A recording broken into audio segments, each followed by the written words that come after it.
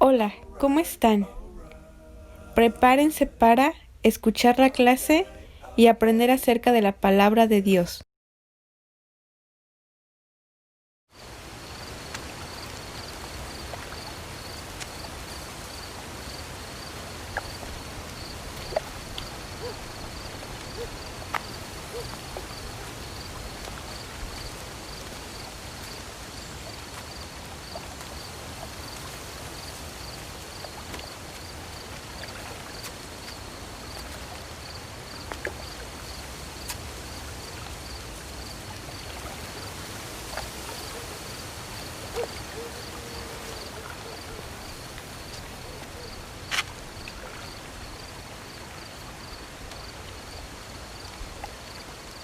Rabí, sabemos que eres maestro que ha venido de Dios, porque nadie puede hacer estos milagros que tú haces si no está Dios con él. De cierto te digo, que el que no naciere de nuevo, no puede ver el reino de Dios. ¿Cómo puede el hombre nacer siendo viejo? ¿Puede volver a entrar en el vientre de su madre y nacer?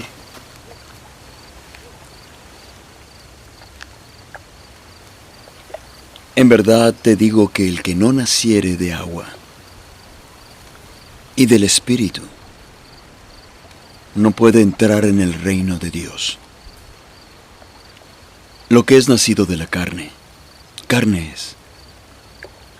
Y lo que es nacido del Espíritu, Espíritu es. No te maravilles de que te dije, os es necesario nacer de nuevo.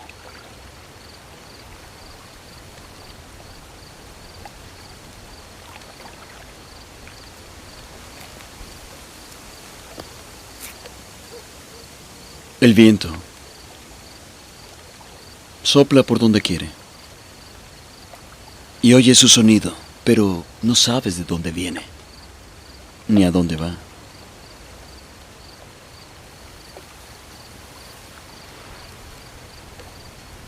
Así es todo aquel que es nacido del Espíritu.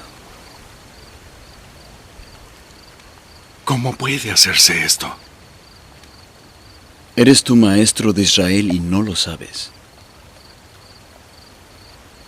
De cierto te digo que de lo que sabemos hablamos y testificamos de lo que hemos visto, pero no recibís el testimonio.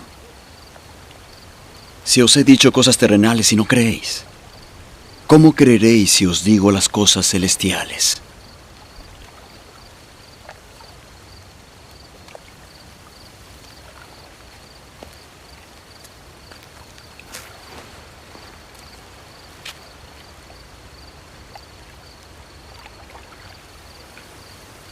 Nadie ha subido al cielo sino el que descendió del cielo, el Hijo del Hombre que está en el cielo. Y como Moisés levantó la serpiente en el desierto, es necesario que el Hijo del Hombre sea levantado, para que todo aquel que en él cree no se pierda, mas tenga vida eterna. De tal manera amó Dios al mundo, que ha dado a su Hijo unigénito, para que todo aquel que en él cree no se pierda, mas tenga vida eterna. Porque no envió Dios a su Hijo al mundo para condenar al mundo, sino para que por medio de él el mundo sea salvo. El que en él cree no es condenado, pero el que no cree en él ya ha sido condenado, porque no ha creído en el nombre del unigénito Hijo de Dios. Y esta es la condenación, que la luz ha venido al mundo, y éste amó las tinieblas más que la luz, porque sus obras son malas. Pues todo aquel que hace lo malo aborrece la luz y no viene a la luz para que sus obras no sean reprendidas. Pero el que vive la verdad viene a la luz para que se ponga de manifiesto que sus obras son hechas en Dios.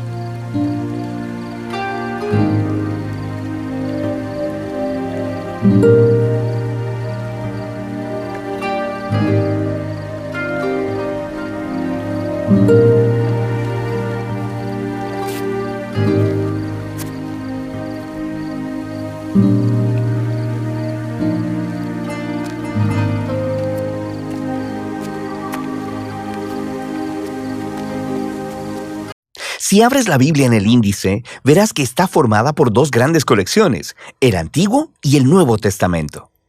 La palabra testamento se refiere a una relación de pacto, de lo cual tratan ambas colecciones. Ellas cuentan una historia épica y complicada de la relación de pacto de Dios con Israel y con toda la humanidad. El Antiguo Testamento es llamado Tanaj en la tradición judía. Es una colección unificada de rollos compuesta de 39 textos israelitas que abarcan más de 1000 años. En contraste, todos los 27 libros del Nuevo Testamento fueron escritos en un periodo de entre 30 y 40 años. Todos fueron escritos por la primera generación de seguidores de Jesús. Desde muy temprano, las comunidades cristianas empezaron a reunir estos textos y a leerlos junto con el Antiguo Testamento como una sola historia que lleva a Jesús. El Nuevo Testamento comienza con 4 libros narrativos que juntos se conocen como el Evangelio. Cuentan la historia de la vida, muerte y resurrección de Jesús de Nazaret como un anuncio de buenas nuevas. A estos le sigue una quinta obra narrativa llamada Hechos de los Apóstoles. Aquí, el Jesús resucitado comisiona a los apóstoles, una palabra que significa los enviados, quienes son nombrados representantes de Jesús para esparcir las buenas nuevas acerca de Él a través del mundo antiguo. Después de Hechos, viene una colección de cartas de parte de los apóstoles. Estas fueron escritas para proveer enseñanza y dirección para las comunidades locales de seguidores de Jesús, llamadas iglesias. Hay 13 cartas del apóstol Pablo y no están ordenadas conforme fueron escritas, sino de la más larga a la más corta. Luego está la carta a los hebreos, escrita por un asociado de los apóstoles, cercano pero anónimo. Después están las cartas de Santiago, Judas, Pedro y Juan. 2 fueron hermanos de Jesús y 2 estuvieron entre sus primeros seguidores. El último libro del Nuevo Testamento es el Apocalipsis, una carta a 7 iglesias que revela una palabra profética de consuelo retador para todos los seguidores de Jesús. Así que esos son los libros del Nuevo Testamento. Pero, ¿de qué se tratan? ¿Y cómo se conectan con el Antiguo Testamento para formar una sola historia? Piénsalo así. La Biblia es una larga y épica narrativa con múltiples movimientos o actos. Cuenta la primera serie de actos que te proveen de todo lo que necesitas para darle sentido a la historia que sigue. Los temas centrales y el conflicto de la trama están ordenados en patrones de diseño. Entonces, en el Nuevo Testamento, todos estos son retomados y llevados hacia Jesús, quien es la culminación de las historias. Déjame mostrarte lo que quiero decir. El primer acto es acerca de Dios y toda la humanidad. Dios provee un maravilloso jardín templo para los humanos, quienes fueron hechos para ser los compañeros de Dios en gobernar el mundo. Pero los humanos son necios y ceden a la tentación oscura y se rebelan contra la sabiduría de Dios. Así que son exiliados al desierto, donde empiezan a matarse unos a otros. Ellos construyen ciudades que esparcen su egoísmo y opresión hasta llegar a la gran y malvada ciudad de Babilonia. Pero Dios ama al mundo y a sus humanos necios, así que pone en movimiento un plan al prometer la llegada de un nuevo humano que destruirá la maldad que nos ha seducido a la autodestrucción. El siguiente acto de la historia bíblica trata de Dios e Israel y desarrolla los temas y patrones del primer acto. Dios llama a una nueva humanidad fuera de Babilonia, hacia una maravillosa tierra jardín, Abraham, Sara y sus descendientes, los israelitas. Dios promete que a través de ellos la bendición divina será restaurada a todas las naciones. Seguramente estos son los nuevos humanos que estamos esperando, pero los israelitas repiten la rebelión de la humanidad contra Dios, construyendo sus propias ciudades violentas que llevan a la autodestrucción y a otro exilio en Babilonia. Pero Dios mantiene su promesa de que el nuevo humano vendrá del linaje de Abraham. Será un sacerdote rey, quien ahora tendrá que rescatar de Babilonia tanto a Israel como a la humanidad, para así restaurar la bendición de Dios al mundo. Ahora, nota cómo estos dos actos están diseñados de acuerdo al mismo patrón. El segundo acto es una versión más larga y violenta del primero, y juntos exploran la trágica condición humana, pero también resaltan la promesa de Dios, la cual se desarrolla más en el siguiente acto, los profetas y poetas del Antiguo Testamento. Los profetas acusaron a Israel y a todas las naciones por su maldad y anunciaron que un día Dios mismo llegaría para traer el día del Señor y rescatar a su mundo de Babilonia. Él lo haría a través de un sacerdote real prometido, quien sufrirá como esclavo y morirá por los pecados de Israel y toda la humanidad, pero luego será exaltado como rey sobre las naciones. Él llamará a las demás personas a dejar Babilonia y unirse al nuevo pueblo del pacto que se asociará con Dios para gobernar sobre una nueva Jerusalén, esto es, sobre una nueva creación. El Antiguo Testamento concluye anticipando un nuevo acto en la historia. Y cuando te diriges al Nuevo Testamento, es la misma historia, continuada ahora en Jesús. Veamos cómo.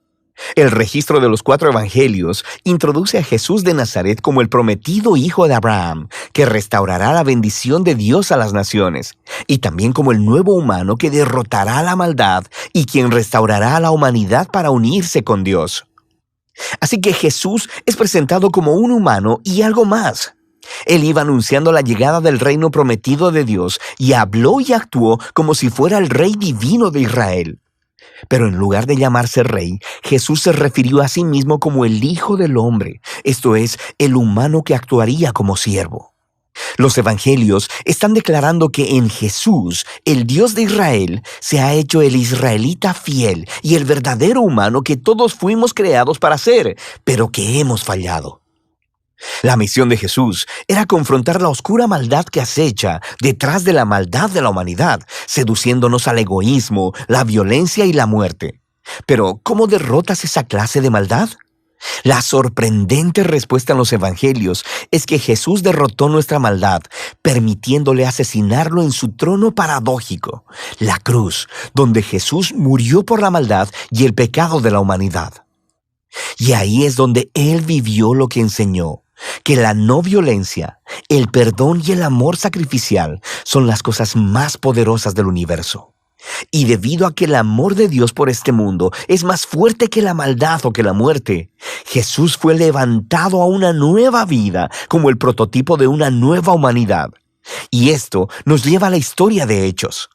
A través del Espíritu, Dios empodera a los seguidores de Jesús para esparcir la vida y el amor de Jesús en el mundo, conforme invitan a las personas a dejar su vieja humanidad y unirse a la familia multiétnica de Jesús, una nueva humanidad. Aquí es donde las cartas de los apóstoles encajan en la historia. Aquí, los apóstoles se dirigen a las primeras comunidades cristianas y muestran cómo las buenas nuevas de Jesús, el Rey resucitado, cambian la historia y deben moldear cada parte de nuestras vidas. También explicaban las buenas nuevas, recurriendo constantemente a las historias del Antiguo Testamento y las historias de Jesús, mostrándonos cómo ver nuestras propias historias como parte de la épica historia bíblica. Toda la humanidad está atrapada en un exilio babilónico, pero Jesús vino para crear un nuevo hogar. Todos estamos viviendo en diferentes clases de esclavitud egipcia, en el egoísmo y el pecado, pero Jesús murió como el Cordero de la Pascua para liberarnos hacia la tierra prometida. Nuestra vieja humanidad está sujeta al polvo de la muerte, pero la resurrección de Jesús abrió un nuevo futuro para una nueva humanidad.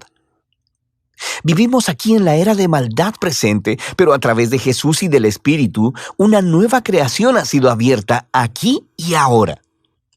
Esto nos lleva al libro de Apocalipsis, en donde la historia bíblica completa confluye en imágenes y simbolismos poderosos. Jesús es presentado como un cordero inmolado lleno de sangre, que es exaltado como el divino Rey del mundo. Él está sacando a su pueblo de la esclavitud y el exilio en Babilonia. Y conforme ellos resisten la influencia de Babilonia, podrían tener que sufrir junto con su líder inmolado. Pero cuando sigues al Rey resucitado, ni siquiera la muerte puede prevenir la llegada de la nueva creación, que aquí es presentada como el jardín templo de la Nueva Jerusalén, el verdadero hogar de la humanidad después de su largo exilio. Así que en la última página de la Biblia, el cielo y la tierra se han reunido y los nuevos humanos toman la tarea que les fue asignada desde la primera página de la Biblia: gobernar juntos el mundo en el amor y el poder de Dios. El Nuevo Testamento es una asombrosa colección de documentos. Ellos representan el testimonio de los apóstoles que nos apunta hacia Jesús resucitado. Y a través del Espíritu de Dios, estas palabras humanas han estado transmitiendo una palabra divina de esperanza desde el primer siglo hasta el siglo XXI.